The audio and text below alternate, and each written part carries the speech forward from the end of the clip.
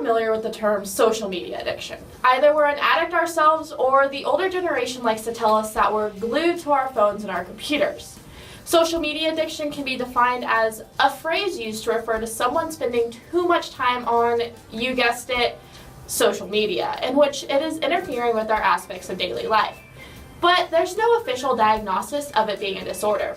A study at Chicago University concluded that social media addiction can be stronger than an addiction to cigarettes or alcohol.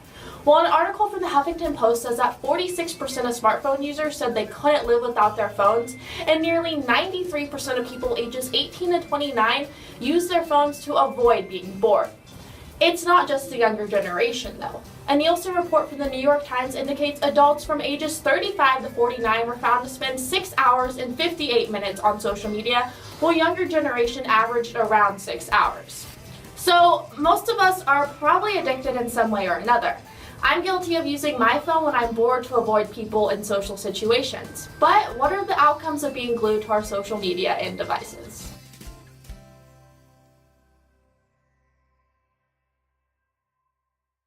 Social media impacts our lives in many different ways, both negative and positive. According to Medical News Today, a 2012 study found that using Facebook may increase a person's anxiety. Yet another more recent study by social psychiatrist Ethan Cross found that Facebook might even make us miserable. This study found that 53% of people said that social media changed their behavior, with 51% of them saying their behavior change was negative.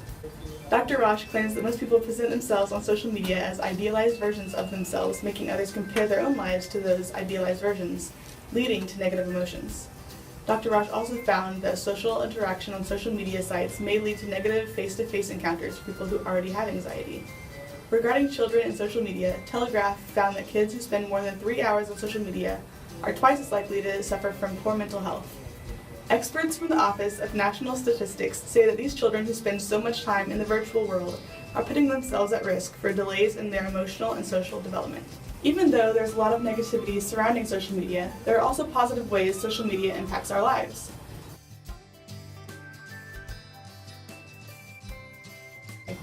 According to a research team led by James Fowler, happy status updates make other users want to post their own happy statuses.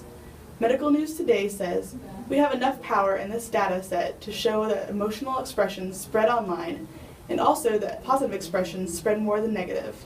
In fact, the researchers believe that this viral spread of happiness is so strong that if magnified, it could trigger an epidemic of well-being." Social media also allows for networking, building connections, staying in touch with family and friends, and also entertainment. Confidence can also be built up when someone posts a picture online and others comment on the picture, building the poster up. According to CNN, 28% of teens felt that social media made them feel more outgoing, and 29 of those teens said that it made them feel less shy. Also, 52% of teens said that social media has made their friendships stronger. Another benefit of social media is that people can connect with others that have similar interests that they wouldn't be able to interact with any other way. Social media is also a place where teens can cry for help.